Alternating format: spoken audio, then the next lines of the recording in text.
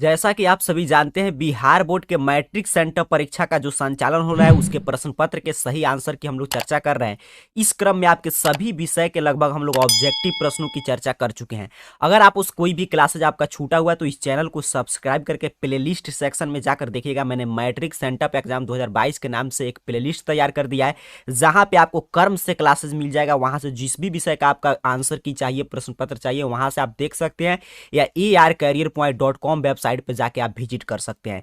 अभी के इस वीडियो में हम लोग आपके सेंटअप एग्जाम का जो साइंस का क्वेश्चन पेपर है उसके सब्जेक्टिव प्रश्न का सही उत्तर क्या है, आपके फिजिक्स, केमिस्ट्री, बायोलॉजी का लघु उत्तरीय, दीर्घ उत्तरीय प्रश्न लिखने का सही तरीका क्या होता है, इसकी चर्चा करेंगे। इससे क्या बेनिफिट है, तो सबसे पहला बेनिफिट ये होगा आपका कि अगर आपका सेंटअप एग्जाम नहीं हुआ है साइंस का, तो यहां से आप तैयार करके जा सकते हैं, क्योंकि ओरिजिनल क्वेश्चन पेपर हम लोग लेकर समझेंगे।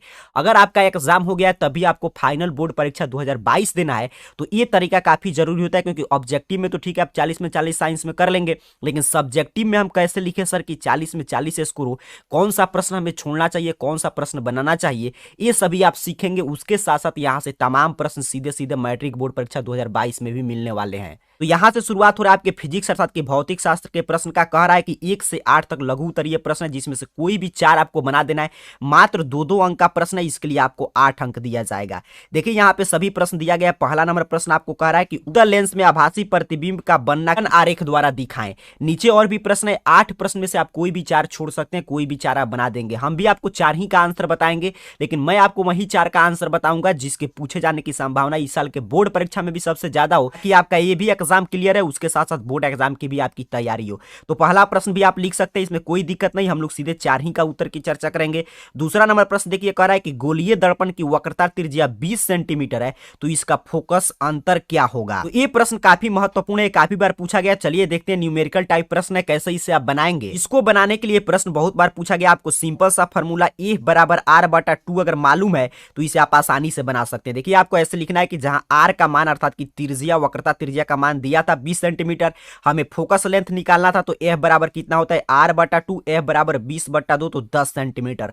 प्लस माइनस आपको कुछ नहीं लगाना है, क्योंकि सीधे सवाल में गोलीय दर्पण पूछा है। तो यहाँ पे देख लीजिए, ऐसे आप बना देना है। मात्र इतना छोटा सा सवाल है, आपको 2 अंक मिल जाएगा। ये आपका ए प्रश्न कंप्लीट हुआ। अगला प्रश्न आपसे कह रहा है कि उस दर्पण का नाम बताइए जो किसी वस्तु का सीधा तथा आवर्धित प्रतिबिंब बना सकता है। चलिए ये भी प्रश्न महत्वपूर्ण है, इसका भी आंसर देखते हैं। तो इसका उत्तर आपको ऐसे ही 2 लाइन में लिख देना है। 2 अंक का प्रश्न है, आप लिख देंगे कि उस दर्पण का नाम क्या है। अवतल दर्पण, कॉनकेव मिरर। जब वस्तु को अवतल दर्पण के ध्रुव और फोकस के बीच रखा जाता है तो वो अवतल दर्पण जो है बिंब का सीधा तथा आवर्धित प्रतिबिंब बनाता है। तो ऐसे ही याद कर लीजिए, मात्र 2 लाइन का आपका उत्तर है कि जब हम अवतल दर्पण में वस्तु को ध्रुव तथा फोकस के बीच रखते हैं तो वस्तु का प्रतिबिंब जो है सीधा तथा आवर्धित बनता है। इतना आप लिख देंगे, आपका 2 अंक फिक्स हो गया। इसी में समय आपका 2 बता दिया। 2 का उत्तर आपको और लिखना है, तो नीचे देखते हैं और क्या क्या प्रश्न पूछा गया है। तो अगला प्रश्न है, सौर ऊर्जा का क्या महत्व है। बिल्कुल आसान प्रश्न है, आप लिख सकते हैं। नेक्स्ट प्रश्न है, 5 नंबर प्रश्न आपसे कह रहा है कि ओम के नियम को लिखें। और अगला प्रश्न है, विद्युत बल्ब में निष्क्रिय गैस क्यों भरा जाता है। तो ये 2 मैं बता दे रहा हूं, 2 ऊपर मैंने बता दिया, 2 ये आप लिख देंगे, 4 अंक हो जाएगा।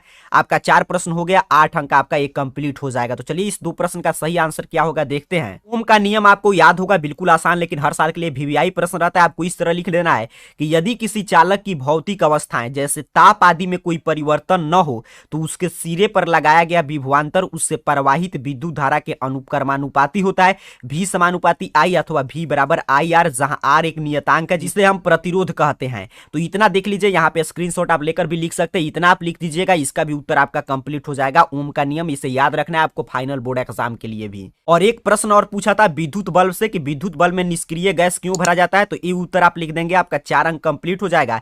तो देखिए आपको उत्तर कुछ इस तरह लिखना है कि विद्युत बल्ब में टंगस्टन का फिलामेंट में हवा माध्यम में विद्युत धारा प्रवाहित की जाए तो यह हवा के ऑक्सीजन से ऑक्सीकृत होकर भंगुर हो जाएगा और टूट जाएगा। इसलिए फिलामेंट को टूटने से बचाने के लिए कांच के बल्ब के अंदर हवा को निकालकर निष्क्रिय गैस भर दिया जाता है। गैसों को निम्न दाब पे भरा जाता है जिससे कि संवहन द्वारा ऊष्मा की हानि न्यूनतम हो, अर्थात कि फिलामेंट नहीं टूटे, इसको बचाने के लिए विद्युत बल्ब में क्या भरते हैं हम लोग, निष्क्रिय गैस। तो उत्तर का स्क्रीनशॉट लेकर या रोक रोक कर आप लिख सकते हैं। इतना आपको लिख देना है, आपका ये भी 2 अंक कंप्लीट हो गया। इस तरह आप 4 प्रश्न जो मैंने बताया आप लिख देंगे, आपका 8 अंक कंप्लीट हो जाएगा। जाएगा। 2-2 अंक का प्रश्न था। आगे भी देखिए प्रश्न है, ग्रीन हाउस गैस जो CO2 के कारण उत्पन्न होता है, ये भी आप लिख सकते हैं। बोल्ट का परिभाषा भी आप लिख सकते हैं, भी मन में आए वो लिख सकते हैं, लेकिन 4 प्रश्न बता दिया जो महत्वपूर्ण था। आगे देखिए नेक्स्ट प्रश्न आपसे पूछ रहा है कि इन दीर्घ उत्तरीय प्रश्न है, जिसमें 9 और 10 पर दीर्घ उत्तरीय प्रश्न है, 6 अंक का प्रश्न है। इसका बड़ा उत्तर आपको लिखना पड़ेगा। तो इसी में कह रहा है कि इंद्रधनुष क्या है, इसका निर्माण कैसे होता है, सचित्र वर्णन करें। अर्थात कि इंद्रधनुष किसे कहते हैं, उसका निर्माण कैसे होगा, उसका चित्र आपको बना देना है, आपको 6 अंक मिल जाएगा। या दूसरा प्रश्न आपसे पूछा है कि विद्युत मोटर का एक स्वच्छ और नामांकित आरेख खींचे, इसका सिद्धांत तथा कार्यविधि स्पष्ट करें। मैं आपको पहला इंद्रधनुष वाला प्रश्न बता दे रहा हूं, दूसरा भी काफी महत्वपूर्ण है, लेकिन मैं क्यों नहीं बता रहा हूं, क्योंकि आप अगर इस चैनल के रेगुलर व्यूअर हैं तो आपको ये प्रश्न मालूम होगा। मैं आपको टॉपर सीरीज में इसका उत्तर लिखा दिया था, तो वहां से आप देख सकते हैं। आपको एक ही उत्तर लिखना है, तो चलिए मैं पहला का उत्तर आपको बता दे रहा हूं। तो देखिए इंद्रधनुष के बारे में ऐसे आपको लिखना है, यहाँ पे आप पूरा देख पा रहे हैं, यहाँ पे बड़ा सा उत्तर होगा, यहाँ पे आप स्क्रीनशॉट लेकर भी इसे लिख सकते हैं। पूरा यहाँ तक आपको लिखना पड़ेगा, फिर ये चित्र आपको बनाना पड़ेगा, फिर ये नीचे जो यहाँ तक दिखाई दे रहा है यहाँ तक आपको इंद्रधनुष पूरा लिखना पड़ेगा, तभी आपको 6 अंक मिलेगा। कुल मिलाकर आइए समझते हैं कैसे आपको लिखना है। तो वर्षा के पश्चात आकाश में सूर्य प्रकाश की उपस्थिति में जल के सूक्ष्म कण में दिखाई देने वाला इंद्रधनुष एक प्राकृतिक स्पेक्ट्रम है। इंद्रधनुष का बनना प्रकाश के परिक्षेपण क्रिया का परिणाम है। वायुमंडल में उपस्थित वर्षा की बूंदों से प्रकाश के अपवर्तन तथा पूर्ण आंतरिक परावर्तन के पश्चात विक्षेपित होने से इंद्रधनुष का निर्माण होता है। अर्थात प्रकाश के अपवर्तन, पूर्ण आंतरिक परावर्तन तथा विक्षेपण का संयुक्त प्रभाव के कारण इंद्रधनुष का निर्माण होता है। इंद्रधनुष सदैव सूर्य के विपरीत दिशा में विपरीत चाप के रूप में दिखाई देता है। अर्थात कि इंद्रधनुष आपके जो बारिश होगा उसके बाद जो भी वर्षा का सूक्ष्म कण वायुमंडल में उपस्थित रहते हैं, उन्हीं के अपवर्तन, पूर्ण आंतरिक परिवर्तन और प्रकाश के विक्षेपण के क्रिया से आपको इंद्रधनुष का निर्माण दिखाई देगा। उसके बाद बोला था चित्र बनाना है, तो ये चित्र आप बना देंगे। और नीचे जो यहां तक दिखाई दे रहा है कि इंद्रधनुष में कैसे प्रिज्म के भांति परिवर्तन होता है, 7 रंग का, यहां तक आप लिख देंगे, आपका उत्तर कंप्लीट हो जाएगा। स्क्रीनशॉट ले लीजिए। पिक्चर आपको जरूर बनाना है क्योंकि 6 अंक का प्रश्न है। इस तरह कंप्लीट हो गया आपका फिजिक्स पार्ट, आपको कंप्लीट कर देना है। ऑब्जेक्टिव में पहले बता चुका हूं, इसी चैनल पे आप देख लीजिएगा। सब्जेक्टिव भी आपका कंप्लीट हुआ। चलिए केमिस्ट्री का फिर आपको सॉल्व करना पड़ेगा। तो केमिस्ट्री में भी आपको कह रहा है कि 11 से 18 तक लघु उत्तरीय प्रश्न है, 8 प्रश्न पूछा गया है, जिसमें से 4 का आपको जवाब देना है। 2-2 अंक का प्रश्न है। तो पहला प्रश्न कह रहा है कि इसमें भी मैं वही आपको बताऊंगा, 4 प्रश्न मैं आपको लिखा दूंगा, लेकिन वही जो बोर्ड परीक्षा में भी काम आए और यहाँ पे भी काम आए।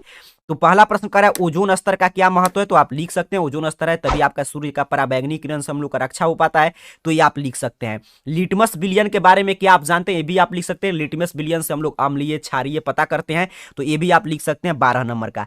13 नंबर प्रश्न काफी महत्वपूर्ण है, इसका उत्तर मैं आपको लिखा दे रहा हूं। कह रहा है कि सोडियम हाइड्रोजन कार्बोनेट अर्थात कि NaHCO3 बेकिंग सोडा का कोई 2 उपयोग लिखिए। NaHCO3 अर्थात कि बेकिंग सोडा का सिर्फ हमें उपयोग लिखना है, तो ये सब आपको लिखने की आवश्यकता नहीं है।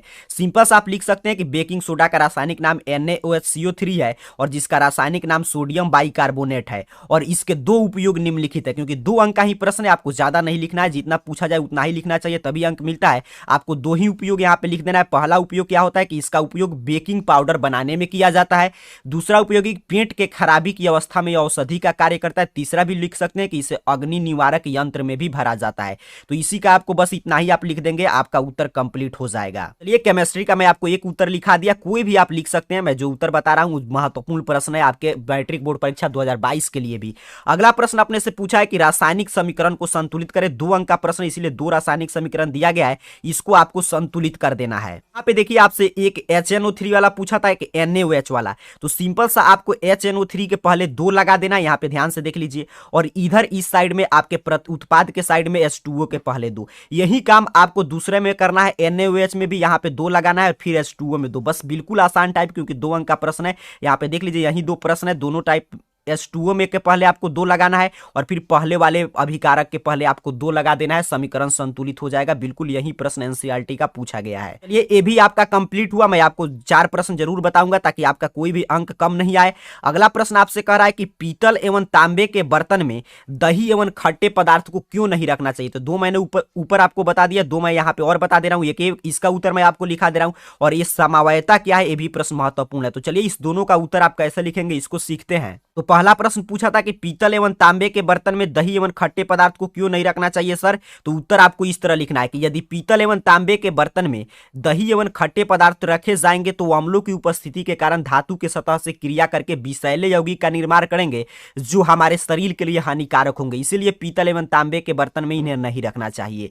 यहाँ पे देख लीजिए क्यों नहीं रखते हैं, क्योंकि उसमें अम्ल होता है और अम्ल जो है धातु के साथ अभिक्रिया करके आप जानते हैं विषैले यौगिक का निर्माण करेंगे जो हमारे शरीर के लिए हानिकारक होता है, इसलिए पीतल तथा तांबा के बर्तन में दही या कोई भी खाटा पदार्थ हमको नहीं रखना चाहिए। इतना आपको लिख देना है, उत्तर इसका कंप्लीट हो जाएगा। एक प्रश्न का आपको और उत्तर लिखना था, तो उसका अगला प्रश्न था समवायता क्या है। तो देखिए समवायता जो है कार्बनिक यौगिकों में पाई जाने वाली वैसी घटना है जिसमें एक ही अणु सूत्र के विभिन्न यौगिकों का बोध होता है, जिनके गुण में अंतर पाया जाता है। एक ही अणु सूत्र में व्यक्त होने वाले यौगिक समवायी कहलाते हैं और यह घटना क्या कहलाता है, समवायता आइसोमोरिज्म। यहां पे लिख सकते हैं, एक उदाहरण भी दिया गया है C2H6O का कि कैसे एक गुण में अंतर इनका पाया जा रहा है लेकिन संरचना सूत्र इनका बिल्कुल समान है। तो ये पूरा स्क्रीनशॉट लेकर आपको लिख लेना है, ऐसे आप लिख देंगे इसका उत्तर कंप्लीट हुआ और इसके साथ साथ आपका केमिस्ट्री का लिख दिए 8 अंक आपको मिल गया। को आगे पूछा था कि केक तथा पावरोटी बनाने में बेकिंग सोडा का उपयोग क्यों किया जाता है, ये भी आप लिख सकते हैं। साबुन क्या है, कोई भी आपको लिख देना है, मैं 4 आपको उत्तर लिखा दिया हूं। अब मिलेगा आपको दीर्घ उत्तरीय प्रश्न, इसमें पहला पूछ रहा है 2 दीर्घ उत्तरीय प्रश्न है, 5 ही अंक का है, इसका दोनों में से कोई एक का उत्तर लिखना है। तो पहला है साबुन और अपमार्जक में अंतर बताइए। चलिए मैं इसी का उत्तर आपको लिखा दे रहा हूं। दूसरा प्रश्न क्या है उसको भी देख लेते हैं। तो कह रहा है जल संरक्षण एवं जल प्रबंधन के लिए क्या किया जाना चाहिए, दोनों में से कोई आपको एक ही लिखना है। साबुन और अपमार्जक में अंतर ही आप लिखिएगा क्योंकि ये महत्वपूर्ण है, काफी इसको याद कर लेना है, बोर्ड परीक्षा में भी इसके पूछे जाने की संभावना बना रहता है।